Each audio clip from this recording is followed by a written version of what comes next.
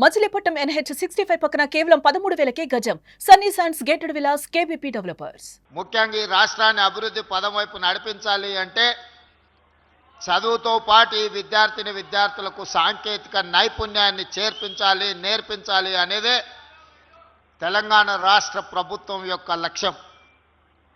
దాంట్లో భాగంగానే టాటా సంస్థతో MOU చేసి పోయిన సంవత్సరం సరిగ్గా ఇదే సమయంలో ఇదే మల్లెపల్లిలో ఇక్కడనే 4 ATCల కోసం పునాది రాయి వేసుకోవడం జరిగింది.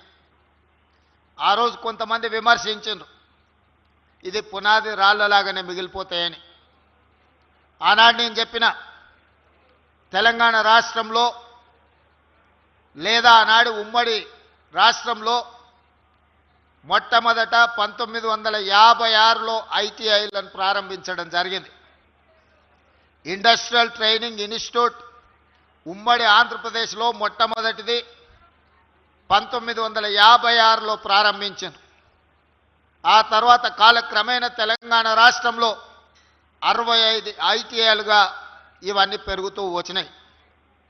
ఒకప్పుడు ఐటీఐలో చదువుకున్న వాళ్ళకు శిక్షణ పొందిన వాళ్ళకు కొంతమేరకు ఉద్యోగాలు వచ్చేవి. కాలక్రమేణా అక్కడ నేర్పిస్తున్న సాంకేతిక నైపుణ్యానికి సమాజంలో అవసరాలకి సంబంధమే లేకుంటే తెగిపోయింది.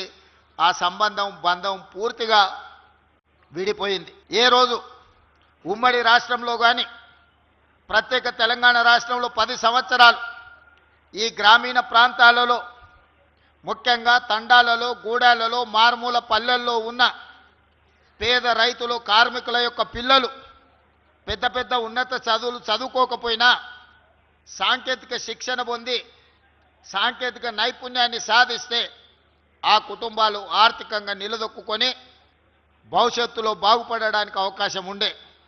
కానీ తెలంగాణ రాష్ట్రంలో ఏ ఒక్కరోజు కూడా ఆనాటి పాలకులు ఈ దిశగా ఆలోచన చేయలే. నేను మా మిత్రులు శ్రీధర్ బాబు గారు తెలంగాణ రాష్ట్ర పెట్టుబడులను ఆకర్షించడానికి దావోస్కి వెళ్ళినప్పుడు టాటా సంస్థల చైర్మన్ కలవడం జరిగింది.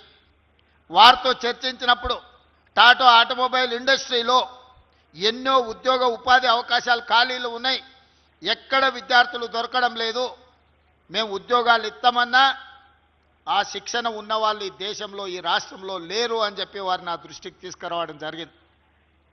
అప్పుడు వారితో మాట్లాడి ఇమ్మీడియట్గా ఆనాటి అధికారులతో మాట్లాడి ఈ ITIలు నిర్వీర్యమైపోయినాయి కదా, ఈ ITIలను పునరుద్ధరించాలంటే మనం ఏం చేయాలి అని ఆలోచన చేసి మిత్రుడు శ్రీధర్ బాబు గారు సూచన తీసుకొని ఉప ముఖ్యమంత్రి వర్యులు బట్టి విక్రమార్క గారితో మాట్లాడి ఈ ITIలను అడ్వాన్స్డ్ టెక్నాలజీ సెంటర్స్గా ఈరోజు నిజాన్ని మీరు కళ్ళతో చూసినారు. నిజాం మీ కళ్ళతో చూసిందే మీ నమ్మకం. ఆనాడు మేము చెప్పినప్పుడు చాలామంది అనుమానాలు వ్యక్తం చేసి వేదిక మీద ఉన్న వాళ్ళు మంత్రులే కాదు ఇక్కడికి వచ్చిన అధికారులు కూడా ఈరోజు ఈ మల్లెపల్లిలో ప్రారంభించిన 4 ATCలు ఈరోజు ఎంత అద్భుతంగా ఉన్నాయో. పెద్ద కార్పొరేట్ కంపెనీలో కూడా వాళ్ళ కాలేజీలో వాళ్ళ ఇన్స్టిట్యూట్స్లో లేని ఎక్విప్మెంట్ ఈరోజు ఇక్కడికి వచ్చింది. దీనికి కారణం ఈ 65 ATCలలో 2,400 కోట్ల రూపాయల పెట్టుబడి ఖర్చు అయింది. ఈ 2,400 కోట్లు ప్రభుత్వం ఏమైనా ఖర్చు పెట్టిందని మీరు అనుకుంటున్నారేమో. లేదు, ప్రభుత్వం ఖర్చు పెట్టింది కేవలం 300 కోట్ల రూపాయలు మాత్రమే. టాటా సంస్థతో నేను మిత్రుడు శ్రీధర్ బాబు మాట్లాడి 2,100 కోట్ల రూపాయలు టాటా సంస్థతో ఈరోజు ఖర్చు పెట్టించి ఈరోజు సాధ్యమైంది. సంకల్పం ఉంటే సాధ్యం కానిది ఏంది లేదు, పట్టుదల ఉంటే సాధించలేనిది ఏమీ లేదు. మన దగ్గర డబ్బులు ఉన్నాయా లేవా అనే కంటే మన దగ్గర ఆలోచన ఉందా లేదా, ఆ ఆలోచనలో చిత్తశుద్ధి ఉందా లేదా అనే దాన్ని బట్టి మన నిర్ణయాలు, మన పరిపాలన ముందుకు సాగుతుంది. మా చిత్తశుద్ధికి, మా పరిపాలనకు ఉదాహరణనే ఈరోజు ప్రారంభించుకున్న 65 అడ్వాన్స్డ్ టెక్నాలజీ సెంటర్స్ అని చెప్పి నేను ఈరోజు ఈ వేదిక మీద నుంచి చెప్పదలుచుకున్నా. దాదాపుగా ఈ ఒక్కొక్క ATCలో 170-180 మంది 200 మంది చేరుతున్నారు. 90% ఉద్యోగాలు ఆల్రెడీ చేరి శిక్షణ పొందిన వాళ్ళకు 90% పైగా ఉద్యోగాలు దొరికినాయి.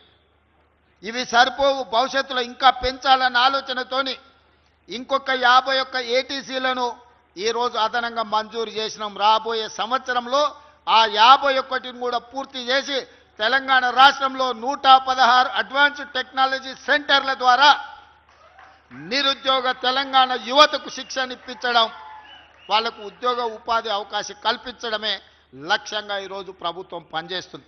సుమన్ టీవీలో మీ పర్సనల్ అండ్ బిజినెస్ ప్రమోషన్స్ కోసం కింది నెంబర్కి కాంటాక్ట్ చేయండి. డ్రగ్స్, గంజాయి లాంటి చెడు వ్యసనాలకు దూరంగా ఉండండి. తాత్కాలిక ఆనందం కోసం జీవితాలని నాశనం చేసుకోవద్దు. డ్రగ్స్ విక్రయాలు, దందాలు నిర్వహిస్తే 1800-599-6969 టోల్ ఫ్రీ నంబర్ కి కాల్ చేయండి. డ్రగ్స్, గంజాయిని నిర్మూలిద్దాం, భవిష్యత్తును కాపాడదాం.